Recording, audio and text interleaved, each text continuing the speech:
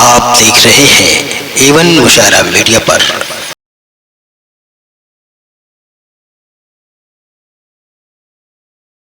السلام علیکم ورحمۃ اللہ وبرکاتہ۔ بسم اللہ الرحمن الرحیم۔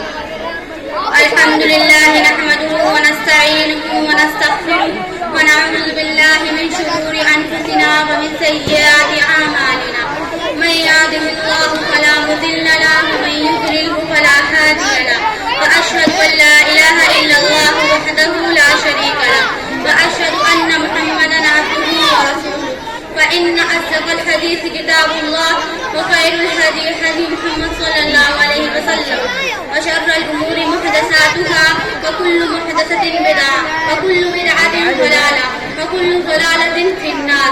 فأعوذ بالله من الشيطان الرجيم، بسم الله الرحمن الرحيم۔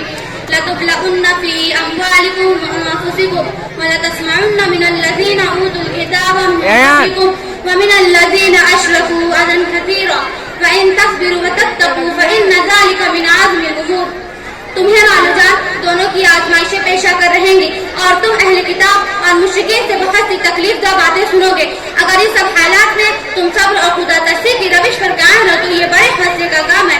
محترم بزرگوں، دوستوں، ماں اور بہنوں، ابھی میں نے آپ کے سامنے سورہ آل عمران کی ایک آیت کی تلاوت کی ہے۔ یہ سورہ غزوہ احد کے بعد نازل ہوئی تھی۔ اس میں اس وقت کے حالات کا تذکرہ کر کے مسلمانوں کو رہنمائی کی گئی ہے اور ان کے لیے صحیح رائے عمل دکھائی گئی ہے۔ ہم جانتے ہیں کہ غزوہ احد میں مسلمانوں کو بھاری جانی نقصان ہوا تھا، 70 بڑے بڑے صحابہ شہید ہو گئے تھے۔ ابتدا میں اس جنگ میں مسلمانوں کا پلڑا بھاری تھا۔ اللہ کے رسول محمد صلی اللہ علیہ وسلم نے کچھ صحابہ کو ایک جگہ پر تعینات کیا تھا اور فرمایا تھا کہ تم لوگوں کو یہاں سے کسی بھی صورت میں نہیں ہٹنا ہے، لیکن جب انہوں نے دشمن فوجیوں کو بھاگتے ہوئے دیکھا تو مال غنیمت لوٹنے کے ارادے سے انہوں نے وہ مقام چھوڑ دیا۔ چنانچہ خالد بن ولید نے، جو اس وقت تک ایمان نہیں لائے تھے، وہ ایک فوجی ٹکڑی کے ساتھ پیچھے سے گھوم کر حملہ کر دیا۔ مسلمان اس ناگہانی حملے کے لیے تیار نہیں تھے، چنانچہ وہ اپنی بے تدبیری کی وجہ سے جیتی ہوئی جنگ ہار گئے۔ سورہ آل عمران میں جنگ احد پر تبصرہ کیا گیا ہے اور جن جن پہلوؤں سے مسلمانوں کی جانب سے کمزوریوں کا صدور ہوا تھا ان کے نشان دے کر کے ان کی تذکیر و تنبیہ کی گئی ہے۔ اس آیت میں مسلمانوں کو مخاطب کر کے کہا گیا ہے کہ تمہیں مال و جان دونوں کی آزمائشیں پیشہ کر رہیں گی۔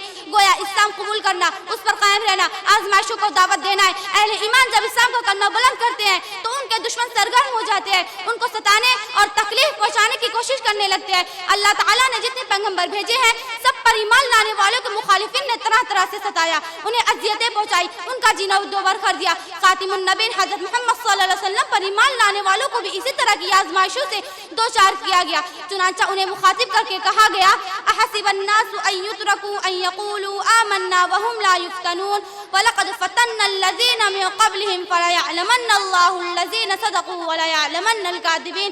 کیا لوگوں نے گمان کر رکھا ہے کہ محض کہہ دینے پر چھوڑ دیے جائیں گے کہ ہم ایمان لائیں اور وہ آزمائے نہیں جائیں گے؟ ہم نے تو ان لوگوں کو بھی آزمایا جو ان سے پہلے گزرے، سو اللہ ضرور ان کو جان لے گا، ان میں سے کون سچے ہیں اور ان میں جھوٹے لوگوں کو بھی ضرور جان لے گا۔ اس آیت میں مزید کہا گیا ہے کہ تم اہل کتاب اور مشرکین سے بہت سی تکلیف دہ باتیں سنو گے۔ چنانچہ ہم جانتے ہیں کہ جب اللہ کے رسول نے اسلام کی دعوت دینی شروع کی تو مخالفین طرح طرح کے برے القاب دینے لگے۔ آپ صلی اللہ علیہ وسلم کو ساحر، کاہن، جادوگر وغیرہ کہا اور مسلمانوں کے بارے میں بہت سی تکلیف دہ باتیں کو عام کرنے لگے۔ محترم بھائیوں اور بہنوں، مخالفین اسلام کا یہ رویہ ہر زمانے اور ہر جگہ ہو رہا ہے، اس کا مظاہرہ آج بھی ہو رہا ہے۔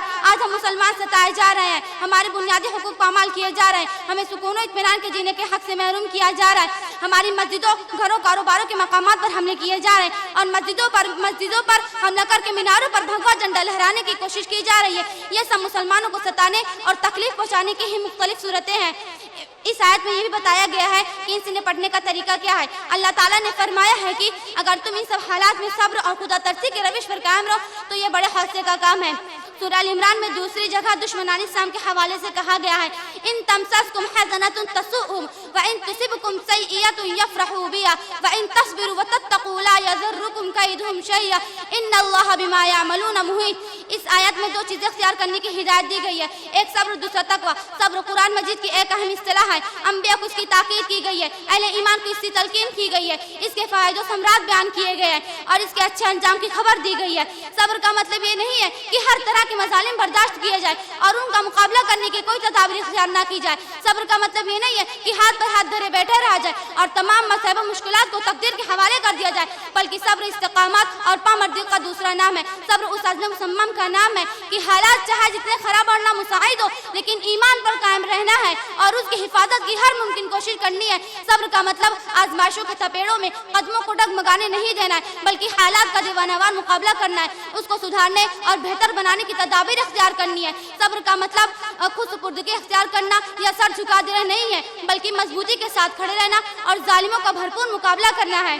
محترم بزرگوں اور دوستوں، اس آیت میں صبر کے ساتھ جس دوسری چیز کو اختیار کرنے کی ہدایت دی گئی ہے وہ ہے تقویٰ۔ تقویٰ کا مطلب یہ ہے کہ ہر حال میں اللہ کی رضا اور خوشنودی کو پیش نظر رکھا جائے، وہ کام کیے جائے جن سے اللہ تعالیٰ خوش ہوتا ہے اور ان کاموں سے بچا جائے جس سے اس کا غضب بھڑکتا ہے۔ کہ زندگی اس طرح گزاری جائے کہ اللہ تعالیٰ کے عزو انعام کا استحقاق بنے اور اس کی بیان کردہ سزاؤں سے نجات یقین دہانی ہو، اور یہ نہ دیکھا جائے کہ ہمارے کن کاموں سے اقتدار پر قابض و خوش ہوں گے، چنانچہ انہیں انجام دینے کی کوشش کی جائے، اور وہ کن کاموں سے ان کے پیشانے پلبڑ پڑ جائیں گے اور وہ تکلیف پہنچانے لگیں گے، چنانچہ ان سے رک جایا جائے، بلکہ ہر حال میں اور ہر کام میں اللہ تعالیٰ کی رضا کو ملحوظ رکھا جائے۔ محترم بھائیوں، قرآن مجید میں گزشتہ قوموں کا تذکرہ کیا گیا ہے، ان میں سے حضرت موسیٰ علیہ السلام کی قوم بنی اسرائیل بھی ہے۔ مصر کے حکمران فرعون اور وہاں کی قبطی لوگ صدیوں تک ان پر ظلم و ستم کے پہاڑ توڑتے رہے اور انہیں طرح طرح کی اذیتوں میں مبتلا کرتے رہے اور ان سے بیکار کے کام لیتے رہے اور انہیں ان کے بنیادی انسانی حقوق سے محروم کرتے رہے۔ ان کے درمیان حضرت موسیٰ علیہ السلام کو مبعوث کیا گیا، اس وقت بھی قبطیوں کا ظلم و ستم جاری تھا۔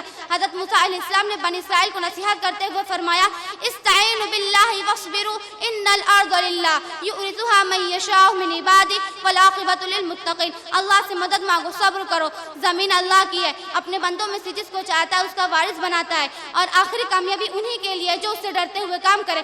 بالآخر بنی اسرائیل پر ظلم و ستم کرنے والے ناکام و نامراد ہوئے۔ فرعون اور اس کا لاؤ لشکر دریا میں غرق ہو گیا، ان کا کر و فر نیست و نابود ہو گیا اور بنی اسرائیل کو آزادی کی فضا میں سانس لینے کا موقع ملا۔ محترم بھائیوں اور بہنوں، قرآن مجید اللہ تعالیٰ کی یہ سنت ہر زمانے اور ہر جگہ کے لیے ہے، اس کا ظہور آج بھی ہو سکتا ہے۔